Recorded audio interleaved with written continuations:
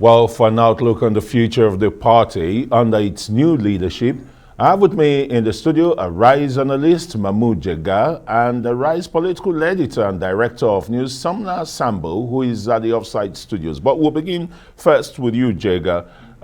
It's been, a very testy 24 hours for the APC. But can this be said to be a new beginning for this party that for 2 years, was faced with a lot of shortcomings and where the pendulum will really swing with the composition of the new NEG? Mahmud? There is no doubt that given all the problems and the obstacles that we saw on the path of APC to having this convention, it was remarkable that they managed to pull off a fairly smooth and successful convention this weekend.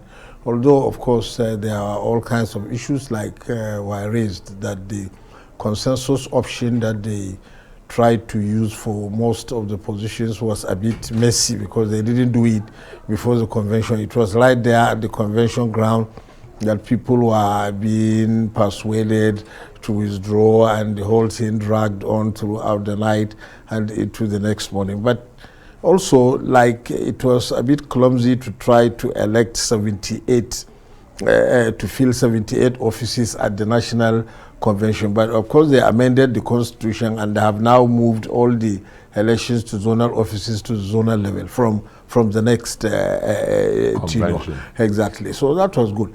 Now, in the end, they were able really to elect a fairly strong National Working Committee, especially the chairman that they elected. He is a very experienced politician. So undermining his age and the kind of sagacity such an office would require. That is true. The main argument made against him was his age. He is 75. But he is very astute. If you hear him speak, he is vibrant and everything. So as long as his health holds, I think the party will benefit immensely from his experience going forward, because the next stage that they are going to enter between now and June is actually the toughest, electing the candidates, especially the presidential candidate. The stakes are much higher than electing party officials. Well, let me bring in our political editor into the conversation, Sumner Sambo. The convention has come and gone, but a strong message, such a strong emphasis on unity and togetherness at the convention ground. What's your take on that? Is this the end of the discordant tunes we had pre-convention, and is consensus unanimity?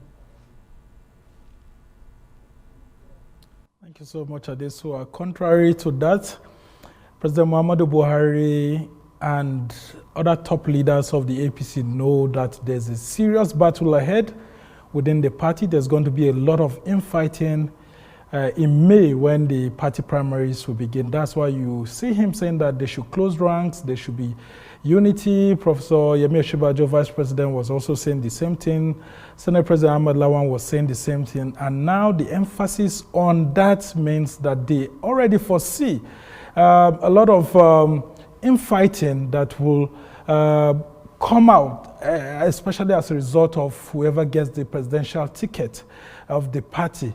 And so that's why there's that call. And then I just want to make reference to what you said earlier on about the national chairman, Senator Abdullah Adamu.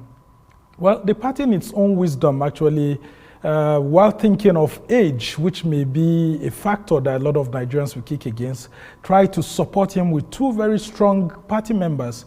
One of them is Senator Abubakar Kyari, who's the Deputy National Chairman North from Borno State specifically, and then Chief Emma Eneoku, who is the Deputy National Chairman South from Enugu State. Now, these two gentlemen are within the age bracket that a lot of Nigerians would have wanted to see as party chairman. But I think from that strategy, the APC actually got it right, because especially if anything happens to the national chairman, it is the deputy national chairman from the region that the national chairman comes from that will take charge.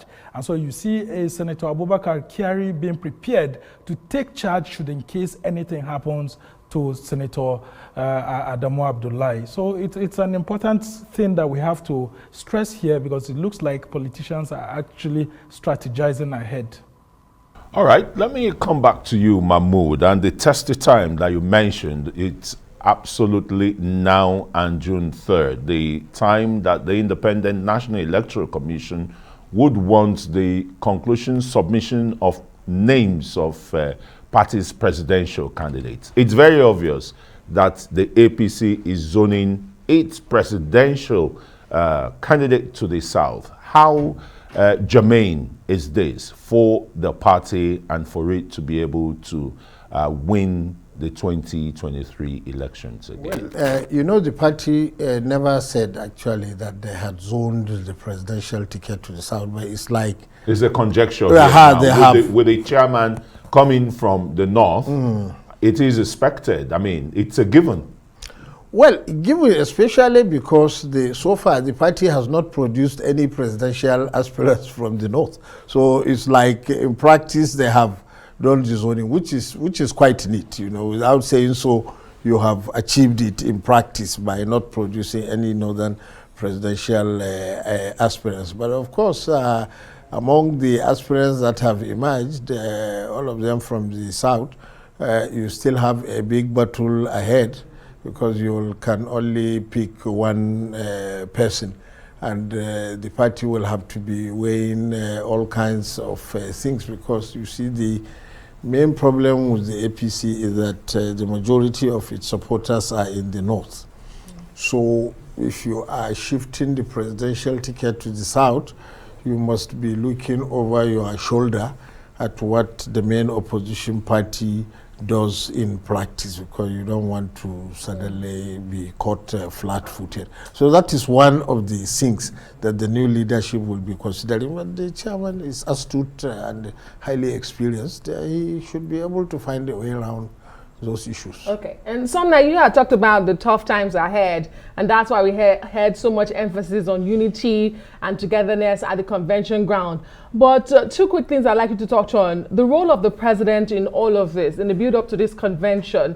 Some would say, for the style of leadership we have seen with President Muhammad Buhari, who does not like to micromanage, he sort of takes a lot of the glory from this convention, which they have now described as successful. And how much really does this convention matter? Hasn't even mattered much when it comes to internal democracies of political parties, party ideologies, or even delivering on governance to Nigerians. Yeah, President Muhammad Buhari would be accorded respect at the end of his tenure by the APC leaders, because he actually helped to save them from a potential crisis that could have taken place. I mean, there were lots of people who were bringing different candidates to want to project certain things, and it was all aimed at the presidential ticket in the long run. But the president, sometimes he just tries to play the game of allowing the politicians think that he's not in charge. He's staying aloof, only for him to come at the tail end when they've all shown their cards, for him to just strike very hot. And that's exactly what he did. And if you look at the configuration of the APC itself, the founding parties, founding groups that all came together, there's some sort of fairness that's been done to the new PDP group. That's the breakaway faction of the PDP that came to form the APC together with the ACN and CPC. So Abdullah Adamu represents that critical group that came with Rotimi Amechi, Kwankwanso, Atiku Abubakar, Saraki, Asaden, but some of these elements have already left back to the PDP, while these other groups are there. Now, these are critical people, including people like Senator Wamako, who are still left in the APC, and they have a very strong voice in the party. Now, they needed to have been given a voice. Since the ACN group of APC has produced 2 national chairmen, the AMPP group of APC has produced 2 previous national chairmen, the only right thing to do was to actually bring in these people so that they don't feel alienated. Now, coming to the second part of it, the National Convention is the strongest part of any political party when it comes to decision making. So how the APC conducted this has gone a long way in showing to Nigerians that yes, it's prepared for governance. And to me, I think the greatest challenge that lies ahead is how it will be able to use this format to be able to organize its special national convention for the party primaries where the presidential candidate will emerge. Now, in that aspect, it will be difficult to reach a consensus on that because there are different elements to it. It's easier for you to reach a consensus on these other party offices, but on the issue of having a presidential candidate, it will be a tough call. And just like Mahmud has said, they are also working to see that the PDP doesn't give the ticket to a northerner, and then the APC is giving its ticket to the southerner. Then there's a tendency for people within the north, where the APC has a strong base, to want to carpet cross to the PDP. So it's a tough challenge. And don't forget, one of the key things that the PDP is also accusing the APC of at the moment is that the APC is fielding a national chairman that has allegations with the EFCC. But some party apparatchiks in the APC also said that even the PDP's national chairman, Yoche Ayu, was accused of having terrorism charges by 2007 when the EFCC slammed several charges against him. He was taken to court for allegedly sponsoring terrorism and all of that. So if the PDP is accusing the APC of having a national chairman with allegations of corruption, the APC is also accusing the PDP of having a national chairman that has also had charges of terrorism slammed against him. So it's left for Nigerians to be able to look beyond these two parties or choose the lesser evil. It's a big political jigsaw we are seeing here, but I want Sumner, still on this presidential candidates, from both parties. Both parties have their national chairman from the north. If you go by the body language of President Muhammadu Buhari in his last exclusive interview with Arise News, he had said that when asked if he has a preferred candidate, and he said yes, but if he mentioned him, the preferred candidate, they might eliminate him. I mean, those were his words and the rest. Are there signs, to pigeonhole a few Nigerians that the president may be thinking of, or that the cap would really fit here? Sumner, quickly.